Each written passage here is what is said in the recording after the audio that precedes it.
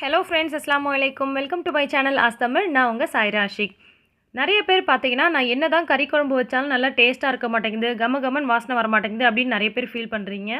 So கறி குழம்பே வைக்க தெரியாதவங்க கூட ரொம்ப டேஸ்ட்டாக கறி குழம்பு வைக்கிறதுக்கு இந்த பொடியிலேருந்து ஒரு ஸ்பூன் போட்டால் போதும். இந்த சிக்கன் மசாலா எப்படி ரெடி பண்ணுறது அப்படின்றத இந்த வீடியோவில் பார்க்க போகிறோம். வாங்க. ஃபஸ்ட்டு நம்ம ஒரு பேனோ அல்லது ஒரு வானலோ வச்சுக்கலாம். இந்த மாதிரி ஒரு சின்னதாக 4 பட்டை துண்டு சேர்த்துக்கோங்க. 5 கிராம்பு சேர்த்துக்கிறேன்.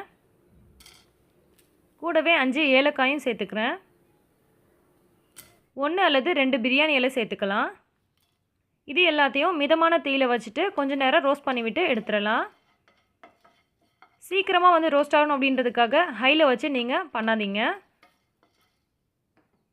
மிதமான தீயில வச்சு பண்ணும்போது தான் அதோடய ஃப்ளேவர் நமக்கு நல்லாயிருக்கும். ஸோ இந்த மாதிரி பண்ணதுக்கப்புறமா ஒரு பிளேட்டில் கொட்டிடலாம். அதுக்கப்புறமா ஒரு 70 கிராம் அளவுக்கு மல்லி எடுத்திருக்கேன். முழு மல்லி. இது நாட்டு மல்லிங்க. நாட்டு மல்லியாக வாங்கினீங்கன்னா உடம்புக்கு ரொம்ப நல்லது. இதையும் மிதமான சூட்டில் கொஞ்சம் நேரத்துக்கு ரோஸ்ட் பண்ணி விட்டு எடுத்துடலாம். இந்த மாதிரி லைட்டாக கலர் மாறி வந்துடுச்சு. இப்போ இதையும் பிளேட்டில் கொட்டிடலாம். அதுக்கப்புறமா 1 டீஸ்பூன் அளவுக்கு மிளகு சேர்த்துக்கிறேன். இதையும் நம்ம லைட்டாக ரோஸ்ட் பண்ணி அதிலே கொட்டிடலாம். மிளகு சூடு ஏறும்போது 1-2 வெடிக்க ஆரம்பிக்கும். ஸோ கேர்ஃபுல்லாக பண்ணுங்கள். அதுக்கப்புறமா 1 டீஸ்பூன் அளவுக்கு ஜீரகம், 1/2 டீஸ்பூன் அளவுக்கு பெருஞ்சீரகம் போட்டிருக்கேன்.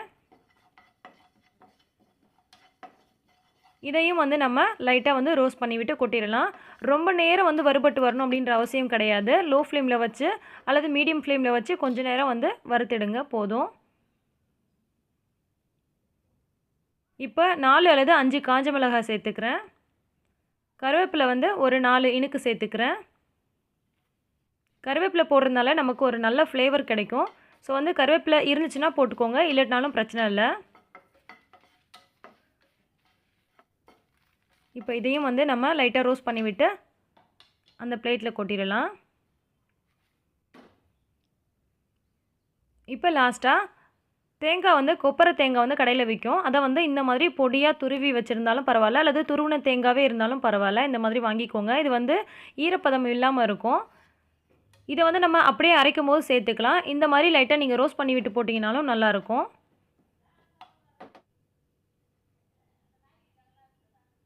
ஸோ இப்போ இதையும் நம்ம வறுத்து விட்டு இதில் கொட்டியாச்சு. இந்த கலவை பார்த்தீங்கன்னா நல்லா நமக்கு ஆறணுங்க. வறுத்து வச்சுருக்கிறது சூடாக இருக்கும் போது நீங்கள் அரைச்சிடவே கூடாது. நல்லா ஆறுனதுக்கப்புறமா தான் அரைக்கணும். அப்போ தான் நமக்கு நல்ல மையும். அதே நேரத்தில் மிக்ஸி சூடாகவும் இருக்கும். நீங்கள் சூடாக இருக்கும் போதே அரைச்சிட்டிங்கன்னா அந்த ஜாரில் நம்ம அரைச்சிட்டு இருக்கும் போதே பார்த்தீங்கன்னா ரொம்ப ஹீட் ஆகிடும். ஸோ இதை நம்ம நல்லா ஆற விட்டு அரைச்சி எடுத்துக்கலாம். முடிஞ்ச அளவுக்கு நைஸாக பொடி பண்ணிக்கோங்க. எந்த அளவுக்கு நீங்கள் நைஸாக பொடி பண்ணுறீங்களோ அந்த அளவுக்கு நல்லாயிருக்கும். இப்போ நான் அரைச்சி எடுத்துட்டேன். பாருங்கள், நமக்கு இந்த மாதிரி கிடச்சிருக்கு. இது கூட நீங்கள் மஞ்சத்தூள் வேணும்னா நீங்கள் ஆட் பண்ணிக்கலாம். நான் குழம்புல சேர்த்துப்பேன். ஸோ நான் மஞ்சத்தூள் இதில் ஆட் பண்ணலை. இந்த மாதிரி பொடி நீங்கள் கடையில் வாங்காமல் சிக்கன் மசாலா நீங்களே வீட்டில் அரைக்கும் போது அவ்வளோ ஒரு வாசனையாக கமகமன் இருக்குங்க. நீங்கள் கடையில் வாங்கலாம் என்னங்க வாசம். இது பார்த்தீங்கன்னா அப்படி ஒரு வீடே வாசனையாக இருக்கும் அன்றைக்கி ஃபுல்லாக. இதை நீங்கள் கறியெல்லாம் போட்டுட்டு அந்த மிளகாய்த்தூள் மஞ்சத்தூள்லாம் போடுவீங்க இல்லையா, அந்த சமயத்தில் நீங்கள் 1 ஸ்பூன் போட்டாலும் போடலாம். அப்படி இல்லைனா கடைசியாக இறக்கிறதுக்கு முன்னாடி இதை 1 ஸ்பூன் போட்டுட்டு ஒரு 4 கொதி விட்டு இறக்குனீங்கன்னா அவ்வளோ ஒரு கமகமன் வாசனையாக ரொம்ப ருசியாக இருக்குங்க. கண்டிப்பாக நீங்கள் ட்ரை பண்ணி பாருங்கள். இந்த வீடியோ உங்களுக்கு பிடிச்சிருந்தால் மறக்காமல் லைக் பண்ணுங்கள், மற்றவங்களுக்கும் ஷேர் பண்ணுங்கள். இன்னும் பல சூப்பரான டிப்ஸ் அண்ட் ரெசிபிஸ் உடனுக்குடன் தெரிஞ்சுக்க ஆஸ்தமிழ் சேனலை உடனே சப்ஸ்கிரைப் பண்ணுங்கள். எல்லா புகழும் இறைவனுக்கே. நன்றி.